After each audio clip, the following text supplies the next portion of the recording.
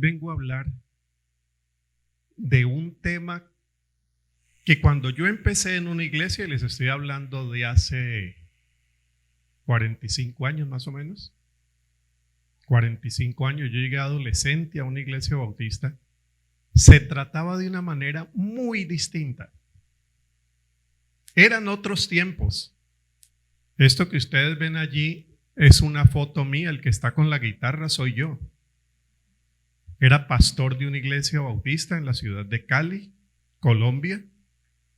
Y entonces en ese tiempo el tema sí se trataba, pero se trataba desde una perspectiva muy distinta porque el tema no era tan problemático y no tenía tantas variantes como las tiene hoy. Estoy hablando de este tema. La importancia de vivir la fe en comunidad y participar de las actividades de la iglesia como parte de nuestras disciplinas espirituales. Se trataba de otra manera. Y aquí, cuando yo digo que esa foto tiene sus años, aquí algunos que no tienen la foto, pero tienen los años, y más que yo. Y recuerdan que cuando hablábamos de la importancia de pertenecer a una iglesia, formar parte de una denominación, asistir, comprometerse, lo tratábamos de una manera muy distinta porque no habían emisoras evangélicas y el único sermón que uno escuchaba era el del domingo. No habían redes sociales, no habían plataformas Zoom. Eso de ver el sermón y participar en la iglesia por una plataforma, eso no existía. Entonces, tratábamos el tema era importante, pero tenía otro marco social, cultural, por lo tanto lo resolvíamos de otra manera. Por aquellos años era una lección del manual de discipulado que a uno le daban, junto con los temas de la oración, la asistencia a la iglesia. Ahí estaba siempre ese tema. Junto con la lectura de la Biblia estaba la asistencia a la iglesia. Formaba parte indiscutible de toda la manera de ser evangélico de ese tiempo, como en la iglesia católica formaba parte del ser católico ir a la misa. Eso no se discutía, no había misas por televisión, por la sencilla razón de que todavía no había televisión. Bueno, a mí sí me tocó la televisión, no van a exagerar tampoco. En blanco y negro, pero me tocó. Pero eso de la misa por televisión, y los sacerdotes se preguntaban ya por los 60 si esa misa valía. Claro, eran preguntas que tenían que hacerse ya en ese tiempo. Aprendíamos de memoria, recuerden Hebreos 10:25. No dejando de congregarnos, como algunos tienen por costumbre, sino exhortándonos y tanto más cuando veis que aquel día se acerca. La lógica que teníamos era la siguiente: si alguien es cristiano, viene a la iglesia. Si no viene, es porque está enfermo. Si no está enfermo y no viene a la iglesia, es porque su fe se está enfriando o ha perdido la fe. Y en algunos casos, cuando una persona dejaba de venir varios domingos, decíamos, ese hermano ya no pertenece a la iglesia. Entraba en la lista de la visitación pastoral, porque en ese tiempo también era otra costumbre que los pastores visitábamos en las casas. Y no llamaba a uno para decir yo voy a ir, sino que uno llegaba y tocaba. Eran otros tiempos, ¿no? Eran otros tiempos. El contexto era bastante diferente. Hoy, sobre todo después de la pandemia, ¿cómo nos cambió también ese marco de pensar la pertenencia y la participación en una iglesia? La pandemia. Después de la pandemia tenemos otra lógica. Si es cristiano, forma parte de la iglesia. La mayoría de los cristianos participa de la iglesia, pero hay muchos que no lo hacen sino de vez en cuando. Algunos participan virtualmente, otros de manera combinada, o lo que llaman cultos híbridos, como el nuestro. Aquí estamos presencialmente algunos y hay otros que están presencialmente de manera virtual. Ya hoy se dice que los que están por Zoom no es que no estén presencial, es otra forma de presencia, porque aquí están compartiendo, cantando, escuchando. Y no faltan los que participan de varias congregaciones durante la semana, o que un domingo vienen aquí, otro domingo van a otra iglesia, otro domingo van acá, porque la asistencia es fiel, pero la pertenencia no. De eso vamos a hablar ya al final. ¿Qué cambió con la pandemia? Dejamos de creer lo que creíamos antes de la pandemia y lo enseñábamos Biblia en mano, que para ser cristiano había que venir a la iglesia. Y si no se venía a la iglesia era un mal cristiano. Y hoy hay muy buenos cristianos que no vienen al culto, pero participan de otra forma. Algunas personas con quienes yo hablo y les digo, ¿y por qué no has vuelto a la iglesia? Es que me parece más cómodo el culto en pijama. Me parece más familiar. Yo escucho el sermón, yo tomo notas, me siento, café en mano, una tortilla, me parece que es más cómodo, no hace tanto calor. Y Harold, pero son personas, te estoy hablando de personas que tienen más de 40 años de fidelidad a una iglesia y que habían enseñado eso de que si no se venía estaba fría la fe. Pero personas mayores que dicen, descubrí algo. Mire todo lo que descubrió, que uno puede ser cristiano sin estar aquí el domingo. ¿Es cierto eso? Ciertísimo. Por eso hoy nos estamos preguntando, entonces, ¿por qué estamos aquí? ¿Sí? ¿Por qué estamos aquí? Y esa es la pregunta que vamos a intentar meditar. De allí que uno de los temas principales hoy, por ejemplo, en círculos teológicos, la Fraternidad Teológica Latinoamericana, que es una organización de teólogos, teólogas en América Latina, hace poquito tuvieron un foro, todo un sábado, sobre nuevas formas de ser iglesia, nuevas eclesialidades, porque el tema está también en discusión teológica. Estamos en un momento cultural muy distinto, muy distinto.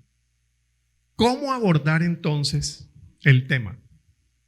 A mí me parece que hay varios enfoques. El legalista, tienes que hacerlo. Si no lo haces, la bendición de Dios no está sobre vos. La fidelidad, y eso de pronto usted lo crea, los muchachos hoy. Habría que darles otra razón más allá de la legalista.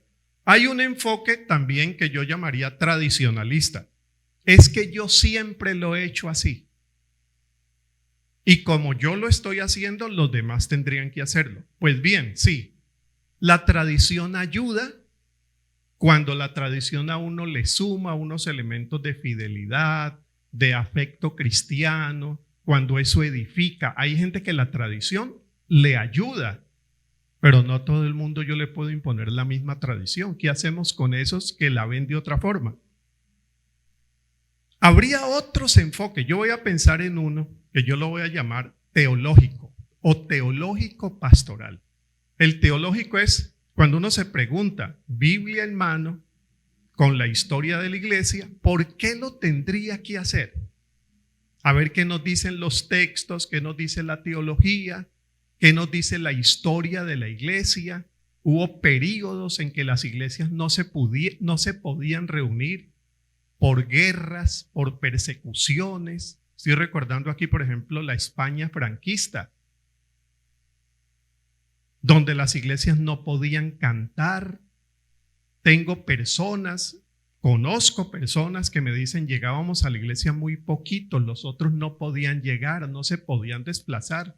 Y cuando cantábamos los himnos, tomábamos el himnario y solamente movíamos los labios porque nadie nos podía escuchar cantando. Entonces, esa historia tiene para enseñarnos hoy. Vamos a ir a un texto que a mí me parece que nos puede ayudar mucho en esto. Mire, es un texto de resurrección y como estamos todavía en la Pascua de Resurrección, yo lo he llamado de la tumba a la casa, la iglesia como una práctica espiritual. Entonces vamos a intentar superar los enfoques tradicionalistas, legalistas y buscar algo que nos abra un poquito también las posibilidades de mantener las fidelidades, pero en los modelos y en los contextos que tenemos hoy. Ustedes seguramente recordarán ese texto, es hermoso ese texto y es profundo, muy profundo. El Evangelio de Mateo, cuando llega un grupito de discípulos y discípulas, porque había discípulas y en algún evangelio llegan primero a la tumba y creyeron primero que los hombres. Entonces hay un texto de resurrección que también nos habla de estos temas de manera lateral, aunque cuando uno va a ver el evangelio uno ve que no es tan lateral, es central. Cuando al final, después de la tumba, ¿dónde tienen que ir? A la casa. Ve a mis discípulos y diles, y de ahí en adelante el evangelio comienza a moverse ya en las casas, no en la tumba. Y cuando llega Pentecostés, que lo vamos a celebrar ahora en mayo, la fiesta de Pentecostés, esa fiesta de Pentecostés originalmente ¿dónde ocurre? En una casa. Ni siquiera en un templo, porque los templos van a aparecer después del siglo III. Eran casas con una liturgia bastante espontánea, tratando de imitar algo de la tradición judía, pero también tratando de superarla. Vamos a leer ese texto porque me parece que ese texto puede iluminar mucho estos temas. Nos ponemos en pie para leerlo. Yo leo para ustedes. Si tienen la Biblia, mucho mejor, porque después quito el texto, pero voy a seguir remitiéndome al pasaje de Mateo 20. ¿Listos? ¿Listas? Muy bien.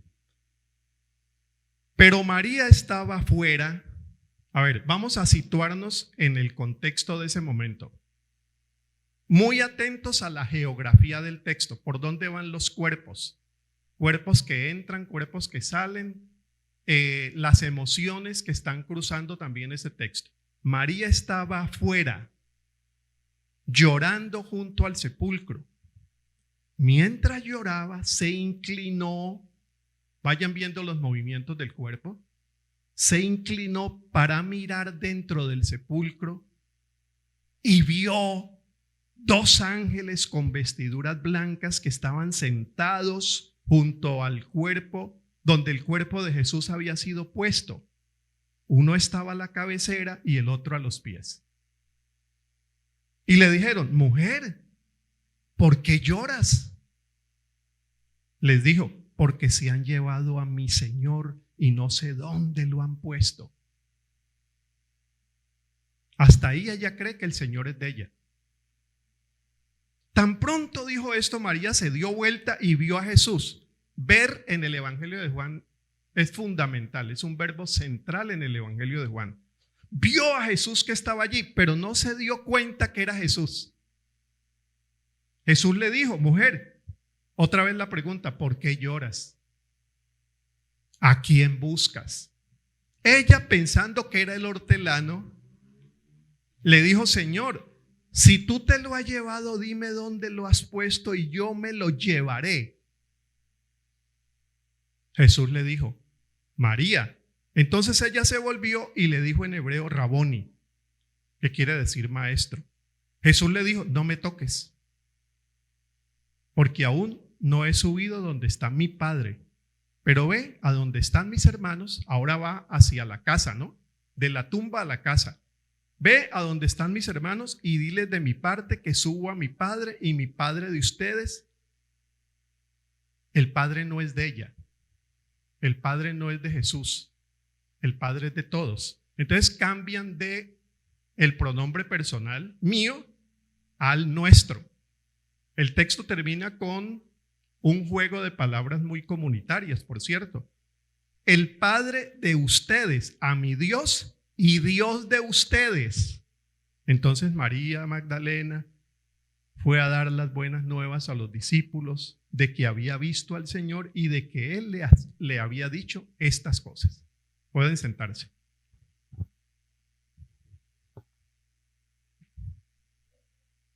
Es Juan, perdón. Es Juan. Entonces, por favor, discúlpenme. Y gracias por informarme. Es Juan, claro. Busquen Juan. Por eso es bueno venir a la iglesia. Juan, busquen porque vamos a remitirnos de nuevo al texto. Aquí sí copié el texto bien, pero el evangelio lo puse equivocado. A ver, ¿qué podemos aprender de este texto en cuanto a la importancia de la comunidad? Porque aquí Juan no está hablando de la iglesia. Iglesia de manera formal todavía no hay.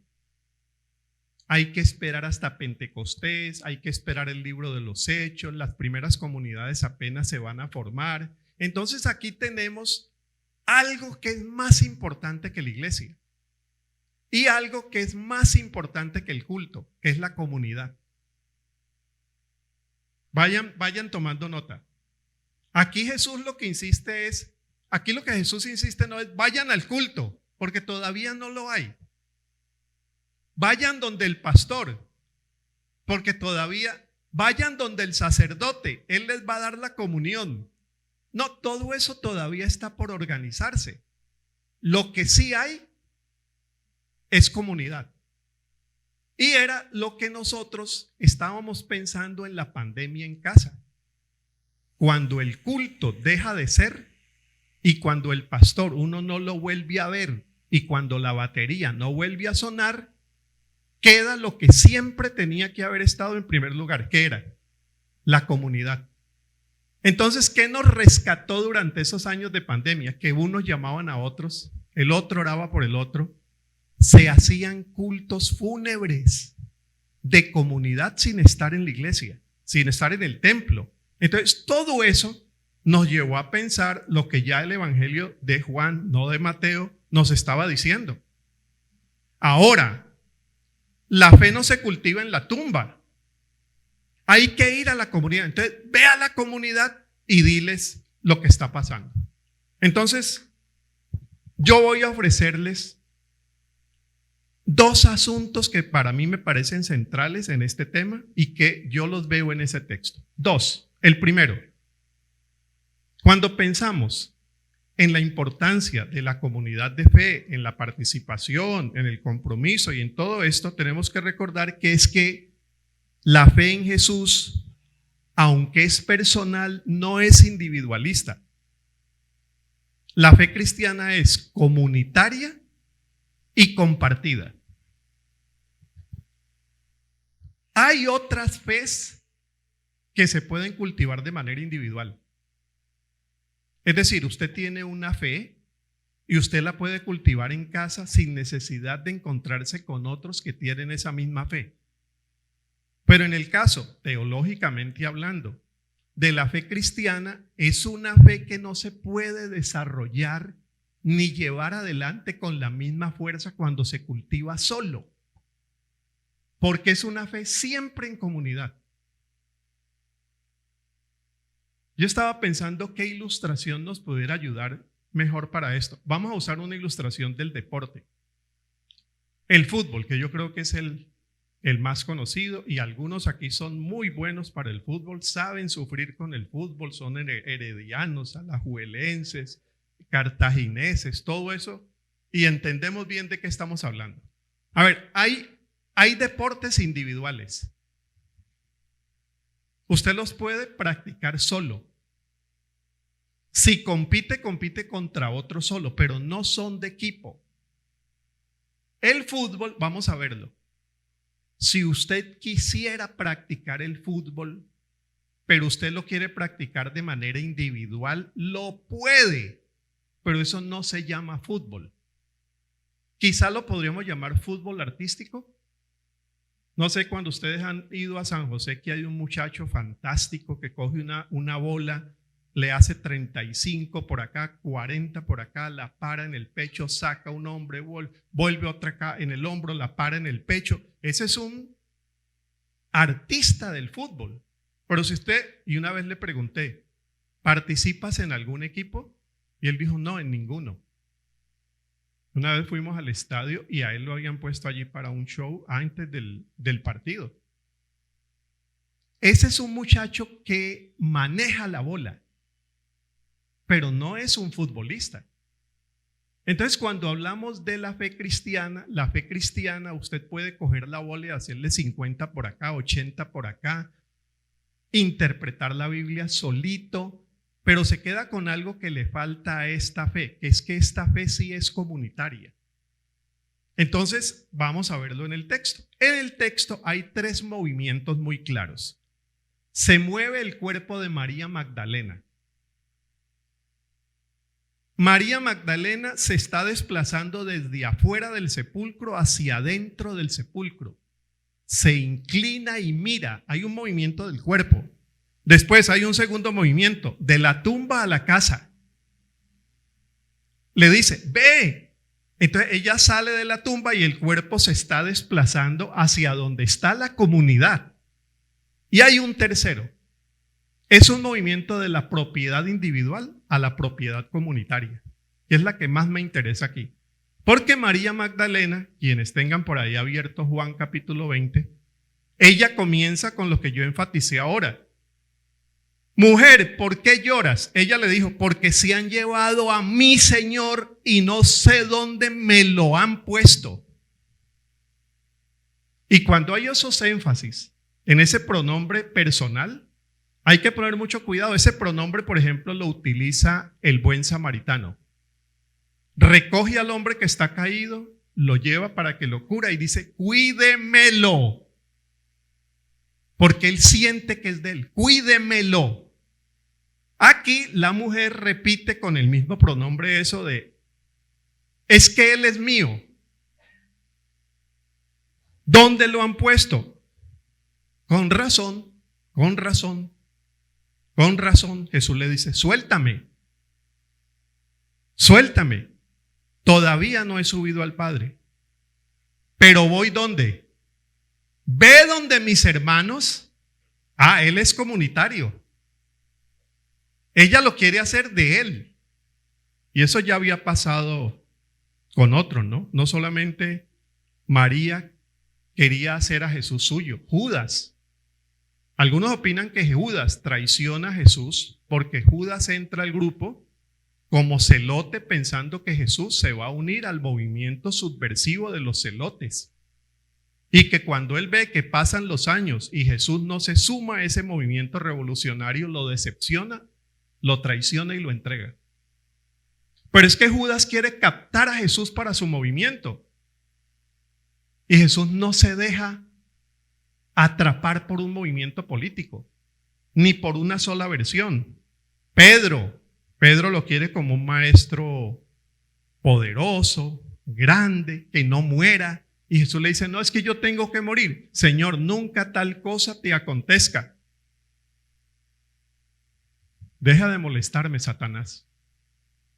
¿Se acuerda que una vez le dice así? Esto no es por allí, porque cada uno intenta atraparlo para su perspectiva personal de fe. Jesús no es de nadie en particular, Jesús es de la comunidad. Y compartirlo en comunidad es lo que hay que cultivar, porque nosotros siempre tenemos la tendencia a hacerlo nuestro.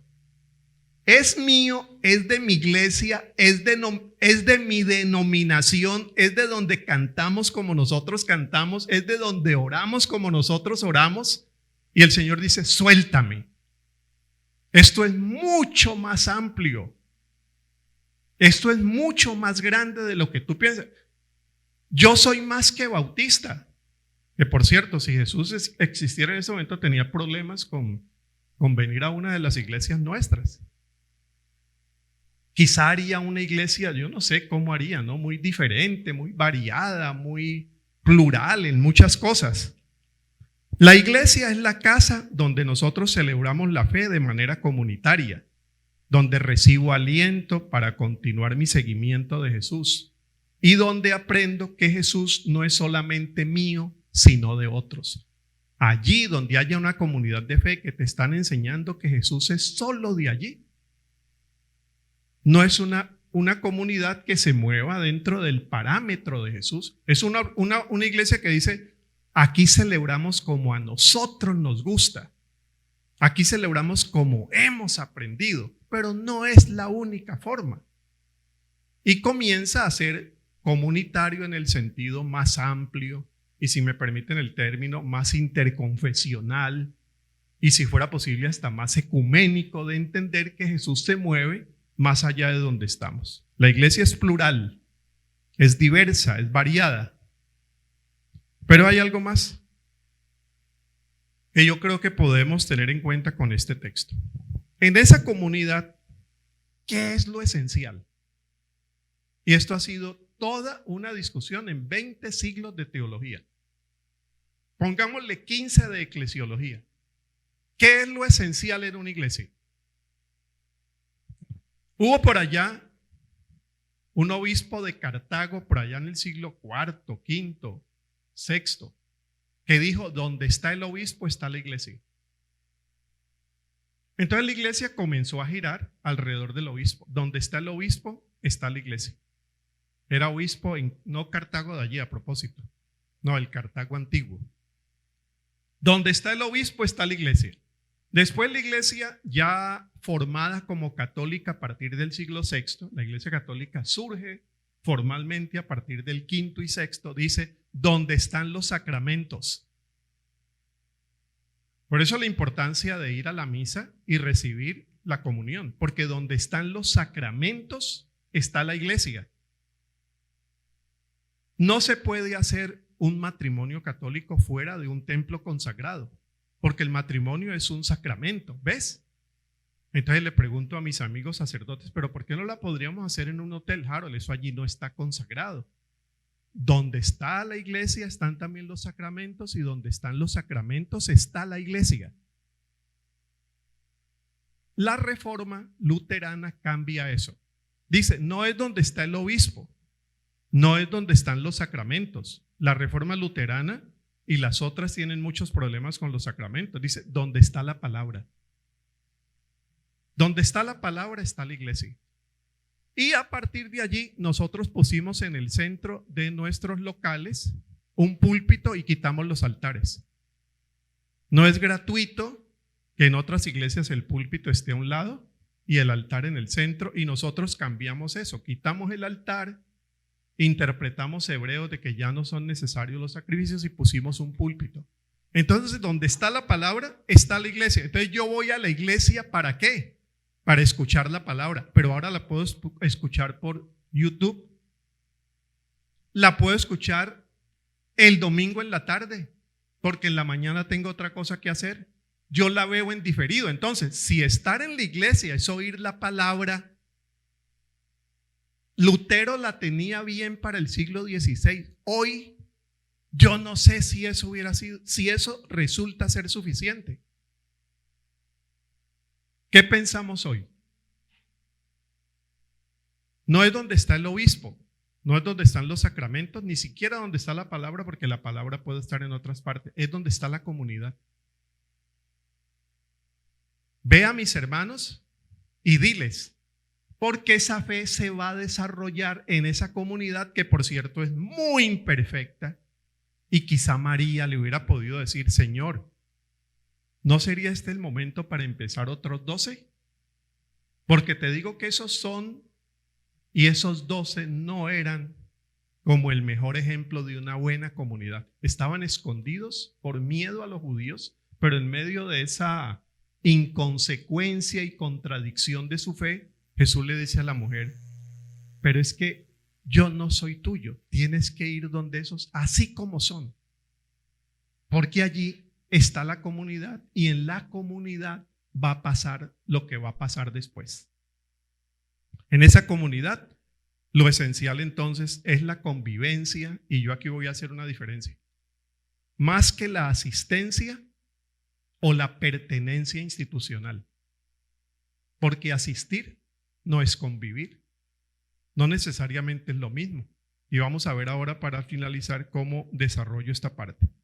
En el capítulo 20 se muestra la comunidad con todas sus inconsecuencias, errores y pecados. Imperfección y humanidad son el cuadro que María se va a encontrar cuando va y se encuentra con esa comunidad. Ella debe ir y unirse de nuevo a esa comunidad que es completamente humana y que Juan, el Evangelio de Juan, la está mostrando. Ante la tumba vacía, 28, el discípulo amado cree, pero por el silencio que hace el Evangelio, parece que Pedro no cree. Juan resalta que uno cree, uno de los que llegan cree y el otro no dice nada. Y muy buenos intérpretes dicen, es que Pedro todavía no ha creído del todo. Es una comunidad que tiene una parte que acepta y otra que... En el versículo 9 Juan deja en claro que aún después de la tumba había discípulos que no creían. El más conocido de todos, Tomás, pero no era el único. Tomás tiene el valor de expresarlo y se llevó la mala fama. Tomás el incrédulo, pero esos otros estaban casi igual. 20:12, María piensa que Jesús es de ella. Seguramente otros hubieran podido expresarlo de la misma manera.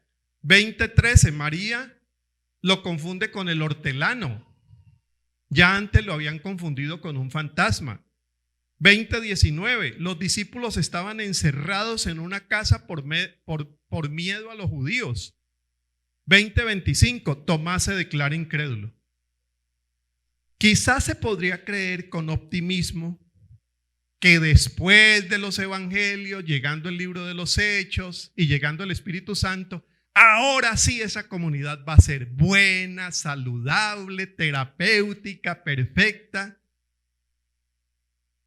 No, comience a leer el libro de los Hechos. Aparece gente que se quiere apropiar del poder de Dios, comienzan a pelear, un sector discute con el otro porque sus viudas tienen asistencia social, las otras no.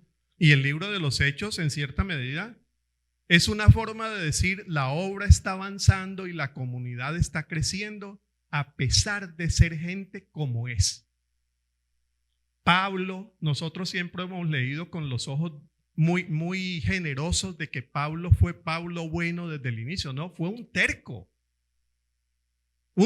que se viene a convertir o a tener su tercera o segunda conversión después del capítulo 19 o 20, cuando comienza a aceptar que en verdad el camino de la misión tiene que ir por los gentiles. En los primeros capítulos de Pablo, Pablo quiere ir solo a las sinagogas y hasta cuando le dan duro y lo aporrean es que entiende que sí. Y algunos dicen, Lucas, que es el que está escribiendo el libro de los Hechos, es muy sutil en que cuando habla del Pablo terco dice, y el apóstol Pablo o Saulo, pero ya después de que Pablo entiende la versión de la comunidad, usa el nosotros y Lucas se incluye allí. Pero antes no, dejan que Pablo vaya solo. Pero ese Pablo se muestra en el libro de los Hechos. Y si usted después se va a las epístolas, dice Pablo, hermanos, no se muerdan unos a otros. Se mordían. Bueno, simbólicamente, ¿no? Pero se muerden. Hay una comunidad muy imperfecta. Pero en esa comunidad se está moviendo Jesús. Carlos Spurgeon, el famoso predicador de Londres, de la iglesia del Tabernáculo, decía, para esa gente que estaba buscando iglesias perfectas, un señor llegó un día al Tabernáculo en Londres y le dijo, es que ahora he llegado a la iglesia perfecta. Y Spurgeon le dice, miren, en verdad iglesia perfecta no la hay. A mí me alegra que usted piense que esta es una iglesia buena, pero no la va a ser. Si usted sigue buscando y un día la encuentra, ni entre allí porque usted la va a dañar. Con una actitud así. Una actitud así daña. María estaba afuera llorando junto al sepulcro. Mientras lloraba se inclina. Mujer, ¿por qué lloras? Se han llevado a mi Señor. Se da vuelta, lo confunde con el hortelano. No me toques, aún no he subido, el Padre es de todos. Ve a mis hermanos, dile de parte que suba a mi Padre y Padre de ustedes, porque no es tuyo. Entonces María Magdalena fue a dar las nuevas a los discípulos que habían visto al Señor y a contarle que había visto estas cosas. Cierro aquí entonces. Yo estoy cumpliendo este año 45 años de estar en una iglesia bautista. Acabo de estar en Paraguay esta semana. Me preguntaron, ¿y sigues siendo bautista? Le dije, sí, yo no No, nunca he salido de la iglesia bautista, participo todas las semanas con otras denominaciones, pero mi centro es la iglesia bautista, no porque sea la mejor, sino porque ahí está mi comunidad, en el país donde esté y donde yo vaya. En Costa Rica, en los 23 años, hemos estado solamente en 2 iglesias y 2 iglesias bautistas. Nos vinimos para acá porque la otra iglesia decidieron cerrarla. Entonces ahí decidimos, o si no, seguro estábamos allá. ¿Es esta mejor que la otra? De pronto sí, no sé. El asunto es que es una iglesia donde cumple unos mínimos, hay respeto, hay comunidad, todo eso imperfecto, ¿no? Todo eso imperfecto. Pero me parece a mí que cumple unos mínimos. Por ejemplo, iglesias que no se metan con partidos políticos, lo cumple. Iglesias donde se escuchen las diferentes posiciones, se cumple. Haya variedad racial, étnica, cultural, se cumple. Me parece que hay unos mínimos. Claro, uno siempre tiene unos mínimos. Pero aquí estoy. ¿Qué he aprendido en estos años? Aquí termino. Yo creo que hay por lo menos unas 5 palabras que podrían ayudarnos a que cada una defina eso de la pertenencia. ¿Por qué tiene que seguirlo haciendo? Me parece que hay 5 palabras: pertenencia, asistencia, participación, permanencia y persistencia. Pertenencia. Mire, hoy, óigase los videos que quiera, pase durante la semana. Bueno, aquí hay personas que cuando llegamos aquí el domingo hemos tenido 15 o 20 cultos en la semana. ¿Cuántos tuviste vos, Cristian, esta semana? 5, 4, por ahí 3. Estabas en Indonesia. Cristian es un líder internacional de misiones. Yo le pregunto a Ruth, mira, y en la VL, no, allá tuvimos un devocional. Yo vengo de Paraguay y los estaba contando ahí. Tuve 12. 12. Pero yo a esos 12 no pertenezco. Esos son comunidad, esas son fe, esa es gran iglesia. Entonces, defina, porque no estoy aquí para definirle, defina pertenencia. ¿A qué YouTube pertenece usted? ¿Sí? ¿Cuál es la pertenencia? Óigase el que quiera, pero ¿dónde estás? Igual que el muchacho que juega fútbol. ¿Cuál es tu equipo? Sí, ¿cuál es tu equipo? Puede ser que no sea el mejor, pero ¿cuál es tu equipo? Eso es pertenencia. Y la denominación no tiene que ver con perfección, sino con pertenencia. Ahí estoy. Como cuando encuentro fabulosos cristianos católicos que reconocen la imperfección de su iglesia y me dice, Harold, y sigo a Cristo, pero yo me voy a quedar aquí. Yo digo, hasta allí llego. Pertenencia. Él define su pertenencia. Cada uno la va a definir. Segundo, asistencia. Esa es la que hay que también definir. ¿Significa que una persona para ser fiel a Dios necesita estar todos los domingos? Si puede, sí.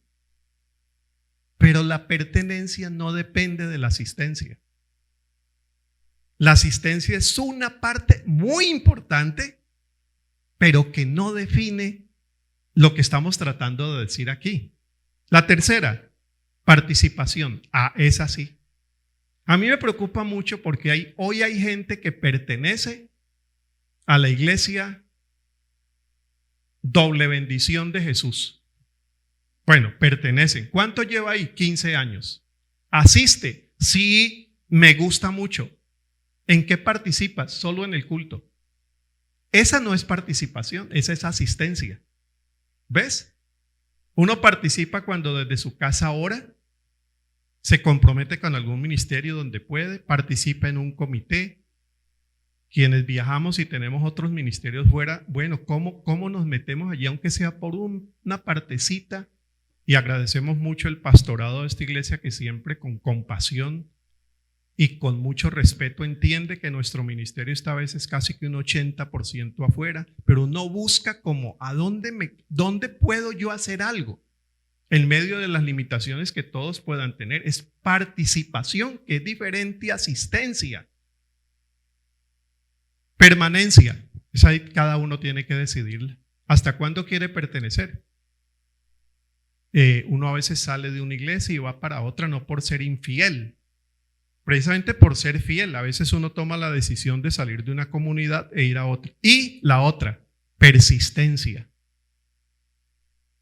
Si todavía piensas que en esta iglesia la doctrina es perfecta, la predicación en la Biblia, la interpretación, pronto usted se va a decepcionar, pronto. Y cuando se decepcione porque a alguien le pasó tal cosa, dijeron tal otra, se metieron con no sé qué cosa, esto no me gusta, esto, allí comienza la pregunta por la persistencia. ¿Vas a persistir a pesar de esa diferencia? Y yo con mis diferencias con los bautistas y los bautistas conmigo he decidido persistir aquí. Y en esta iglesia cada vez más contento de estar con ustedes. Que Dios nos bendiga, nos ayude a crecer en esa fe que es comunitaria y en ese Jesús que es nuestro. Que así sea.